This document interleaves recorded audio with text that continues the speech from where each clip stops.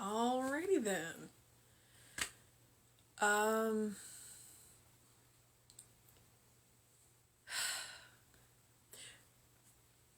I don't. Yeah, the camera's pointed the right direction, but the I don't know what's going on here. I'm having one of those mornings. So about 6 o'clock, power went off, and I laid there, and then the power came back on, and then the power went back right back off, and then it stuttered, and then it went off, and it was off. So it came back on, and my alarm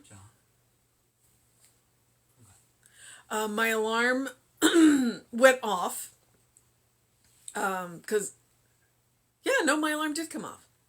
I don't even know. It was such a weird morning. 3 mornings in a row, the power has gone off between about 5:45 and 6:15. So I think today my alarm went off, and then the power went off, and then the power came back. It blinked off. Then when it came back on, went off, stuttered, came back on, went off, stayed off for 15 minutes. Okay, it's 6:30 in the morning. Not really that big of a deal, except for the fact that now it's my alarm should have gone off. I've got to get up and get my day started, but I have no power. And I'm just like, all right, so fine. We got up, we got done, we got out of the house. We went for a fantastic bike ride. The weather was perfect. The weather was perfect for the bike ride. I come back, I'm about to make my protein shake, and guess what? There's a huge crack in the glass, and we have no idea how it happened. We don't know when, we don't know how. Sometime between when I made the shake yesterday and when I went to make the shake today, there's a huge crack in it. We're like, here's the good news though. You can now buy replacement glass online. You can't just walk into a store and buy it, but you can buy it online. So $87 later, because it's like, just spend $10 more and we'll give you free shipping. And I was like, oh, well, yeah, there is something else that I need. $87 later. So I'm going to order a replacement. Yeah, all right, whatever. And then, now I'm here trying to do this, and the camera's pointing the right direction, but everything else on the phone is as if I haven't turned my camera or my phone, and I don't know what's going on. So today could be a really interesting day because everything's okay, but it's just weird. It's just weird. It's like there are these little obstacles that I'm just like, I just need to step over them. But it's, there's an artist that I like called the Awkward Yeti, and it's the heart and the brain, and the heart is carrying stress and what have you in through two panels, and then on the third panel there's a step like this, and the heart trips and falls, and in the last panel the heart is just crying, and that's exactly what it is. It's like we deal with stuff, we continue to deal with stuff, major stuff, like big deal, let's talk about the last year. And then it's that minor inconvenience that just causes us to have an absolute meltdown. And that's one of the things that I need that reminder, and I'm offering this reminder to you, is sometimes when you see someone having an absolute meltdown over a minor inconvenience, the minor inconvenience isn't the problem. What it is that it has built up. They have been carrying too much for too long, and that minor inconvenience is literally the straw that broke the camel's back. Because that's exactly what happens. Is like, I can deal with all of these major obstacles, I'm fine, until. And it's always the minor little thing, the thing that it makes no sense for me to have that just absolute over dramatic crazy reaction to, but that's where it happens. That it's just that one more thing. So when you see people who are melting down over minor inconveniences, I will pretty much guarantee you there's a whole lot more going on behind the scenes. So give people a pass, I mean, honestly, if they're behaving completely inappropriately, then obviously steps need to be taken. But when people have major meltdowns over minor things, I can pretty much guarantee you there's more going on, and they deserve compassion. You can't necessarily fix them, but if you can give them compassion in that moment on that minor obstacle, then maybe that they'll have the opportunity to work towards that, all of the other stuff that they're carrying. Maybe they would like to set some of it down. All right, I don't know why that happened, but that's where I'm at today. Minor inconveniences. So, but it is June 18. I hope I titled this one right. I'll figure it out in a minute. June 18. Let heaven happen to me today. And our Emerson quote is, "From within or behind, a light shines through us upon things and makes us aware that we are nothing, but the light is all there is." Within me now is the light of life, and I let it reveal its perfect nature in all that I do. I am willing to step aside from all petty thinking and place God first and foremost in my experience today.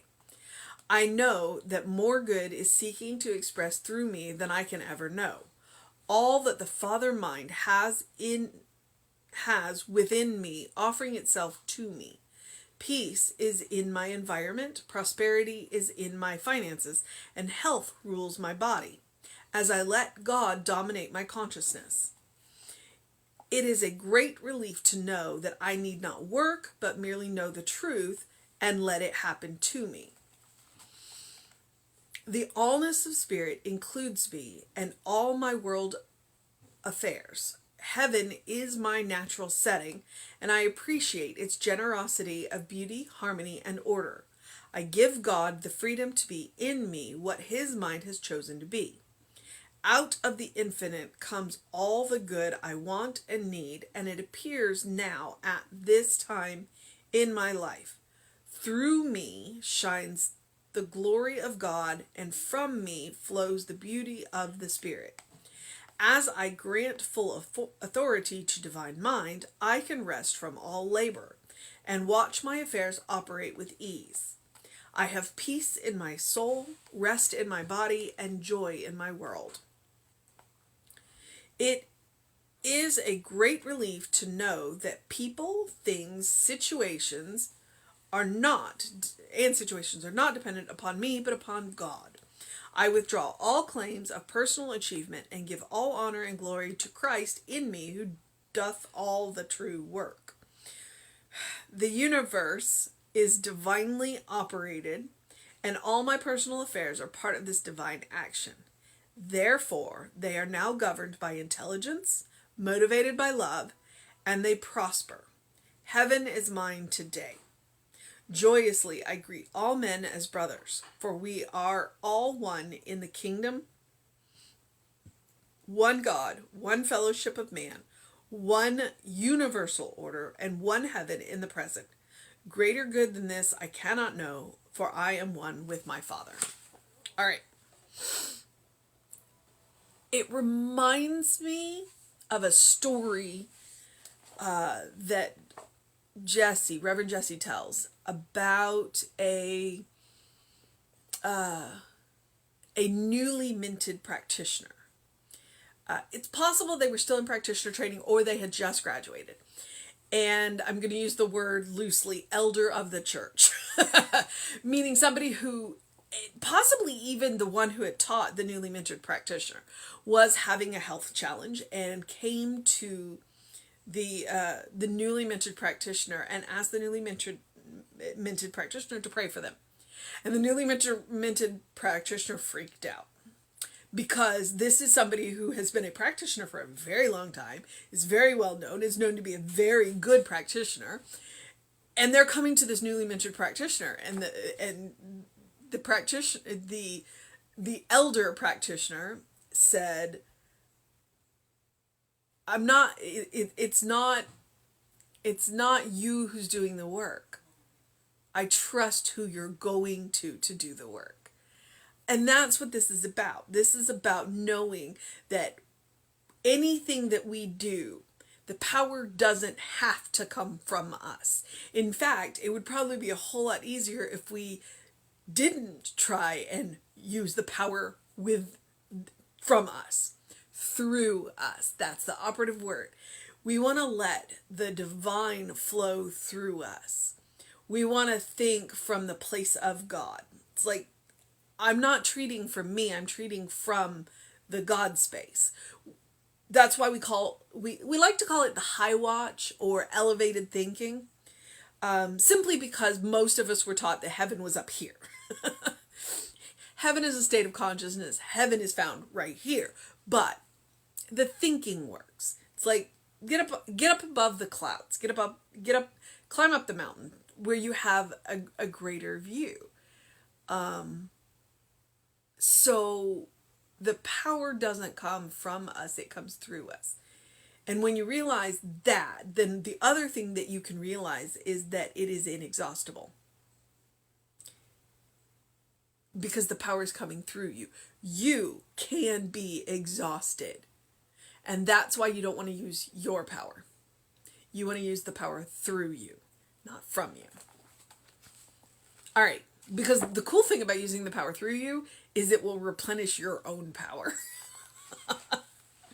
It will replenish your own energy and all of that. All right. So the title is Let Heaven Happen to Me Today. It means being willing to enter into that consciousness, being willing to enter into the love consciousness, the God consciousness, the spirit consciousness of recognizing that heaven's all around us. All right. So Emerson says, from within or behind, a light shines through us upon things and makes us aware that we are nothing but that the light is all. And that's one of the things that if you're willing to look with the eyes of God, the eyes of spirit, the eyes of love, whatever makes you comfortable thinking, then you will see so much more because you're looking with a light. You're looking with the light. And it will shine to the degree that you're willing to allow it. So within me now is the light of life, and I let it reveal its perfect, read whole nature. Not flawless nature, whole nature. Reveal its perfect nature in all that I do. So the whole nature, everything is included, even the mundane little things that we don't think about, that we do every day. We can do that with God power too. I mean, think about it. Make your breakfast with God power. Infuse a little bit of that spirit into your breakfast or your lunch or your dinner. Think about it. All right. I am willing to step aside from all petty thinking and place God first and foremost in my experience today. Okay. Place God first and foremost into my experience today. Perhaps we could use another word where we place love first and foremost in my experience today. If we did everything through the eyes of love, if we did everything through the experience of love, would it change the way we are doing things? If you're already doing it in that manner of love, if you're already putting love first, then great. If not, try it. And love, the word no is included in love. The word no is included in love. Because just because you're doing something in love does not mean you have to say yes to everything. Because sometimes the most loving thing you can do is say no. Just have to remind people of that occasionally, including myself. Definitely including myself in that statement. I know that there is more good. I know that more good is seeking to express through me than I can ever know. All that the God mind has is within me, offering itself to me. It's up to me, it's up to you to accept it. It's up to us to accept it. Peace is in my environment, prosperity is in my finances, and health rules my body. This is a statement. I'm stating this as a fact. All right? So I'm stating it as a fact, and then the universe has no choice but to make it happen. As I let God dominate my consciousness, as I let love dominate my consciousness, it is a great relief to know that I need not work, but merely know the truth and let it happen to me. So I don't have to work for it, but I do have to go out and do.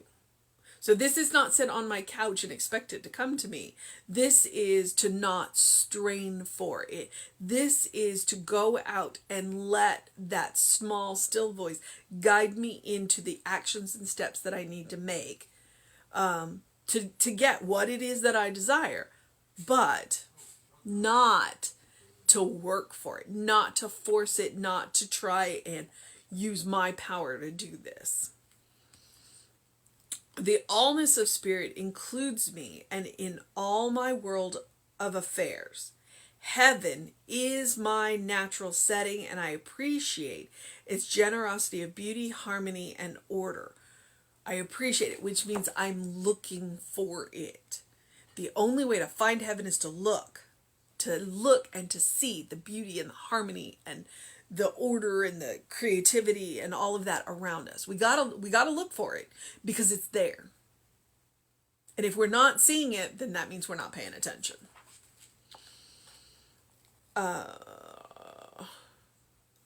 I give God the freedom to be in me what God's mind has chosen to be.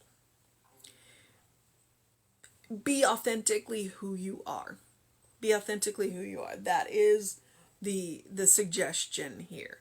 Out of the infinite comes all the good I want and need, and it appears now at this time in my life.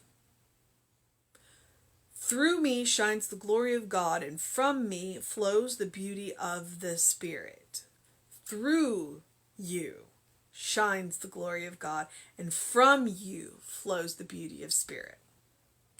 As I grant full authority to the divine mind, because this is the mind that I use, and if I recognize that I'm using the divine mind, then I will expand my use of it. Because I know that within the divine mind, everything is. Which means I have access to exactly what I need because I'm using that same mind. I can rest from all labor and watch my affairs operate with ease. I don't have to work for it.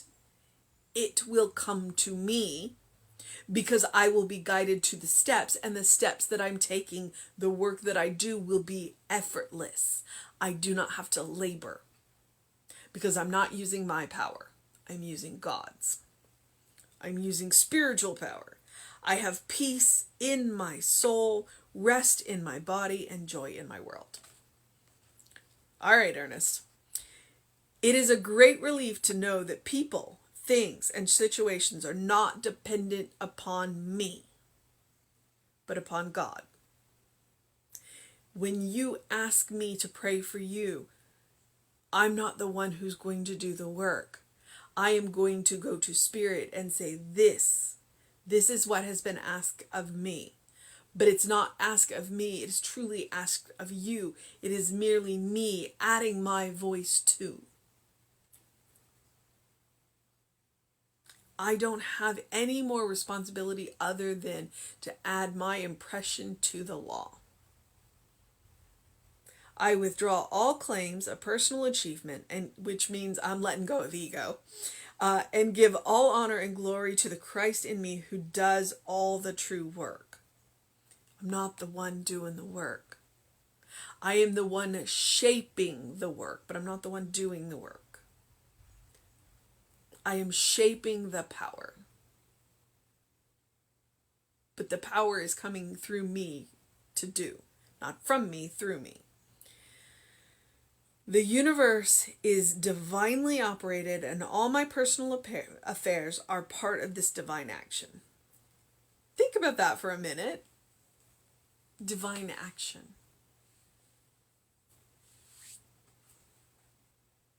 Therefore, they are now governed by an intelligence motivated by love, and they prosper. They are governed by a power greater than I am. So this is my want, this is my need, this is my desire. Let me turn it over to something bigger than I am. Because if I haven't gotten too specific, then the Spirit will bring it to me in full fruition and beyond my wildest dreams. Greater than I could have thought of in my wildest dreams. Heaven is mine today.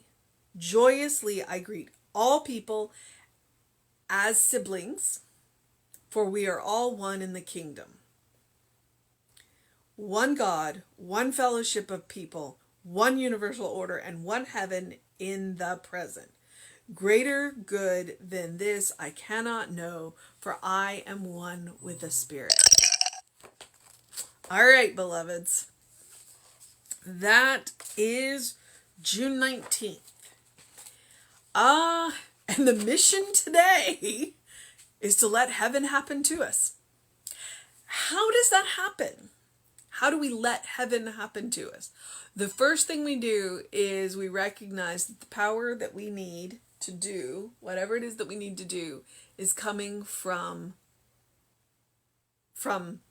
God, from Spirit, from love, whatever word you want to use. That the power that we are using to do whatever it is that we are doing today is coming through us, not from us. And then it's about looking for the beauty, looking for the good. I got this more than 6 months ago. It was from the other book, The 365 Signs of Mind. Open the windows of your soul and allow that breath of heaven to remind you you live in heaven now. All right? Because that's what it takes. It takes our awareness of seeing the beauty, the harmony, the creativity, the peace that already exists in our environment, because it does, and expounding on that, expanding that. Because when we notice it, then it gets bigger. So that is, I know the mission sounds, are you kidding me? Let heaven happen to me today. Because heaven is all around us all the time. It just takes us being aware of it. And to let those minor inconveniences go. And then to work on the big inconveniences, to set those burdens down. Because frequently, most of us are carrying too much. And there's a whole lot of stuff that some of us are carrying that we don't need to be carrying because we're carrying it for other people. Set those burdens down. All right, beloveds. I am going to move into the process of my day, but I am going to encourage you, as I always do, to do something loving for yourself, do something kind for yourself, do something compassionate for yourself, whatever that looks like. And if it means, and I hope that it means setting some of those burdens down, setting aside some of the things that we have been carrying for far too long that are not ours to carry. All right, beloveds. Have a wonderful day. It is Friday. So have a wonderful day. Enjoy whatever it is. But do that little thing for yourself or do that big thing for yourself. Go get creative. Go get creative in whatever medium makes you happy. And know that you are a beloved child of God in whom God is well pleased always and forever. This is the state of grace that we live in, and there is nothing that can change that. Nothing that can change that. All right. It's Friday, so I don't think there's anything in particular going on. I do know that Reverend David will be on Facebook Live with you around 5 p.m. I will be back with you at 9 a.m. I do intend to go to the park tomorrow. So I will either be on time or a little late. You never know. But it's Saturday, so I will be there around 9. I'm going to go and play with the squirrels. I know, it amuses me a lot. I have a great time doing it. You should have something in your life like feeding peanuts to the squirrels in the park at least once a week, because it really does nourish the soul. All right, beloveds, do what you need to do to make it a fantastic day. and I will see you tomorrow. And as always, you can catch any of this on the Running Rev Ryan YouTube channel. Please feel free to go check it out. Have a wonderful day, beloveds.